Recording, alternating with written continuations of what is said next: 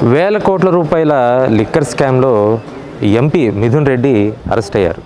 అయితే వాస్తవానికి దీనికి ముందే ఒక 11 మంది ఇదే కేసులో అరెస్ట్ అవ్వడం జరిగింది.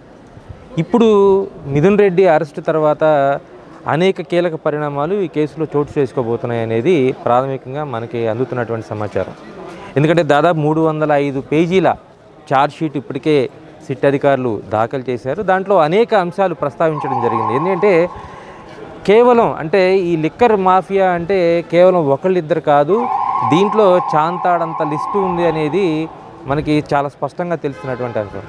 అందులో A1గా ఉన్నటువంటి కసిరెడ్డి ఎవరైతే ఉన్నారో, రాజు ఎవరైతే ఉన్నారో అతని ద్వారా అతను ఒక ప్రత్యేకమైనటువంటి ఏజెంట్ని, ఒక మహిళా ఉద్యోగిని నియమించుకొని డిస్టిలరీల నుంచి వచ్చేటువంటి ఆదాయం కానీ, వైన్ షాపుల నుంచి వచ్చేటువంటి ఆదాయం కానీ, ప్రభుత్వ వైన్ షాపుల నుంచి వచ్చేటువంటి కమిషన్ కానీ, ఈ మొత్తంగా ఎక్కడెక్కడ ఏం జరుగుతుంది అనేది రాజ్ కసిరెడ్డి ఎప్పటికప్పుడు సమాచారం తెప్పించుకొని ఈ మొత్తం వ్యవహారం నడిపారు. రాజ్ కసిరెడ్డి డబ్బు మొత్తం కూడా గ్యాదర్ చేసి ఆ డబ్బు మొత్తాన్ని కూడా మిథున్ రెడ్డి, అదేవిధంగా విజయసాయిరెడ్డి ఇట్లాంటి వ్యక్తుల ద్వారా ఎవరైతే బిగ్ బాస్ అని చెప్తున్నారో ఆ బిగ్ బాస్కి అందజేశారు అనేది చెప్తున్నారు. ఈ బిగ్ బాస్కి ఏ విధంగా వెళ్ళింది అని అంటే, భారతీయ సిమెంట్స్లో పనిచేసేటువంటి ఒక వ్యక్తి ద్వారా, ఒక నిందితుడి ద్వారా ఈ డబ్బు మొత్తం కూడా చేరేది, బాలాజీ అనేటువంటి నిందితుడి ద్వారా చేరేది అనేటువంటి కూడా సమాచారం సిట్ అధికారులు చెప్తున్నటువంటి అంశం.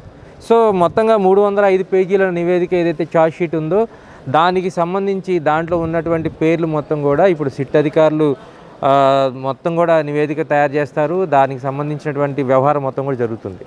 మరోవైపు ఇప్పుడు ఎవరైతే ఎంపీ మిథున్ రెడ్డి అరెస్ట్ అయ్యి ప్రస్తుతం రాజమండ్రి సెంట్రల్ జైల్లో రిమాండ్ ఖైదీగా ఉన్నారో అతన్ని కస్టడీకి కోరేటువంటి ఛాన్స్ కూడా ఉంది. అంటే ఈరోజు కొన్ని పిటిషన్స్ కూడా వేశారు.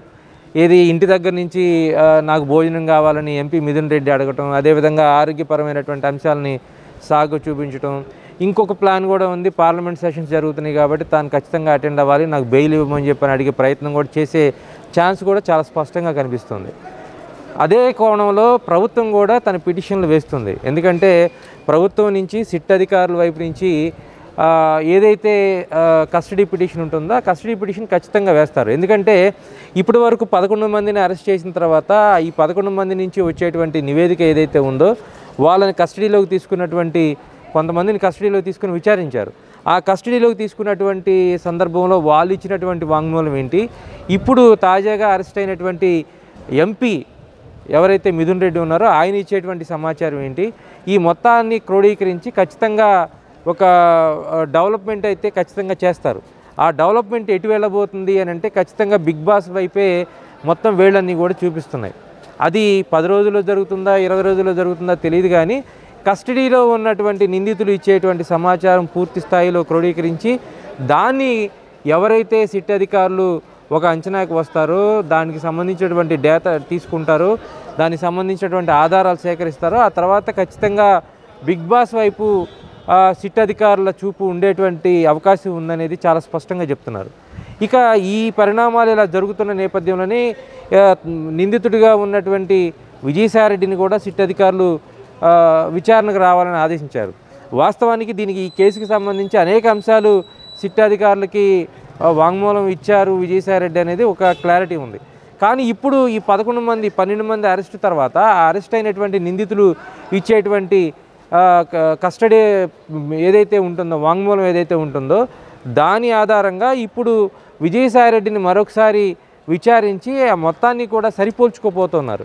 అంటే విజయసాయిరెడ్డి ఇచ్చినటువంటి సమాచారం కానీ ఆధారాలు కానీ ఈ యొక్క 12 మంది ఇచ్చేటువంటి ఆధారాలతో సరిపోతున్నాయా, ఎవరెవరి ద్వారా డబ్బులు ఏ స్థాయిలో చేరాయి, ఒక దాదాపుగా 60 కోట్ల రూపాయలు ప్రతి నెల లిక్కర్ మాఫియాలో, లిక్కర్ స్కామ్లో ప్రతి చోట ప్రతి జోన్లో కూడా వాళ్ళకి వచ్చేటువంటి అవకాశం, దాన్ని నిరూపించాల్సినటువంటి అవసరం ప్రస్తుతం సిట్ మీద ఉంటుంది. అదేవిధంగా డిస్టిలరీల దగ్గర ఏ విధంగా డబ్బులు వసూలు చేశారు, అదేవిధంగా లిక్కర్ సప్లై చేసేటువంటి కంపెనీల దగ్గర ఏ విధంగా లోపాయికారితనంగా డబ్బులు వసూలు చేసుకునేటువంటి పరిస్థితి ఉంది. అదే దాంతోపాటు ప్రభుత్వ వైన్ షాపులు మొత్తం కూడా డిజిటల్ కరెన్సీ ఎక్కడ నడవలేదు, పూర్తి స్థాయిలో లిక్విడ్ మాత్రమే. అంటే ఎవరికి డబ్బులు కావాలన్నా 100 రూపాయలు 200 300 క్యాష్ చెల్లించి మాత్రమే అప్పట్లో మందు బాటిల్ కానీ లేకపోతే మిగతా ఏవైతే ఈ వైన్స్ కానీ ఇవన్నీ కొనేవాళ్ళు. ఆ డబ్బు మొత్తం కూడా అసలు డిస్టిలరీ దగ్గర నుంచి తీసుకున్నది ఎంత, ప్రభుత్వ వైన్ షాపుల్లో ఎంట్రీ అయ్యేటప్పుడు ఆ మందు బాటిల్ ఖర్చు ఎంత, దాన్ని ఎంతకు అమ్మాలని నిర్దేశించారు, అవి ఎంతకు అమ్ముడుపోయాయి. అదేవిధంగా కొంతమంది కొన్ని ప్రాంతాల్లో కొంతమంది ఎమ్మెల్యేలు ప్రత్యేకమైనటువంటి లేబుల్స్ వేసి వాటన్నిటిని కూడా తమ అవసరాలకి అనుగుణంగా మా ఎంఆర్పీలకు సంబంధించి తాము నిర్దేశించినటువంటి ఎంఆర్పీల ద్వారా అమ్మేటువంటి ప్రయత్నం చేశారు.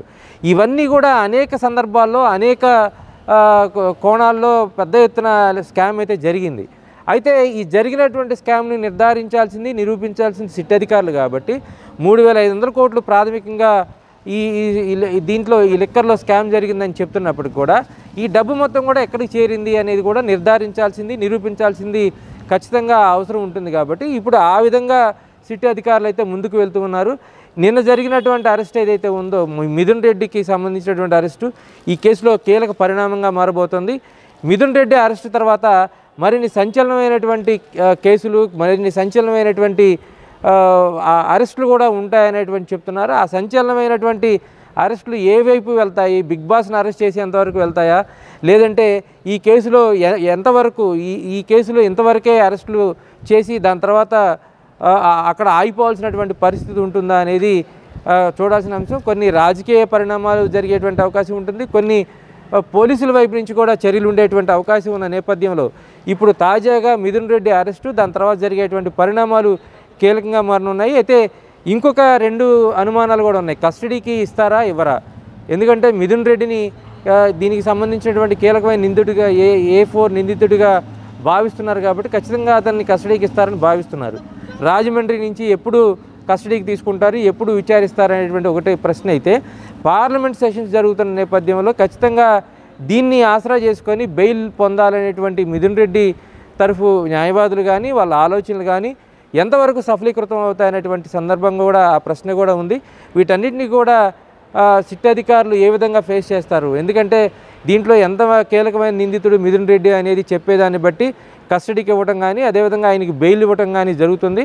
గతంలో జరిగినటువంటి అనేక లిక్కర్ స్కామ్లో అంత ఈజీగా బెయిల్ రాలేదు కాబట్టి ఈసారి కూడా మిథున్ రెడ్డికి బెయిల్ రాకపోవచ్చు అనేటువంటి న్యాయ నిపుణులు చెప్తున్నటువంటి మాటను భవిష్యత్తు ఎలా తీలుస్తుందో, అదేవిధంగా మిథున్ రెడ్డికి సంబంధించినటువంటి పాత్రను, అదేవిధంగా దాని తర్వాత ఎవరైతే బిగ్ బాస్ కానీ ఇతర ఎవరైతే నిందితులు ఉన్నారో వాళ్ళ పాత్రను సిట్ ఏ విధంగా ట్రాక్ చేస్తుంది, ఏ విధంగా నిరూపిస్తుంది అనేది ఇప్పుడు తేలాల్సిన అంశం.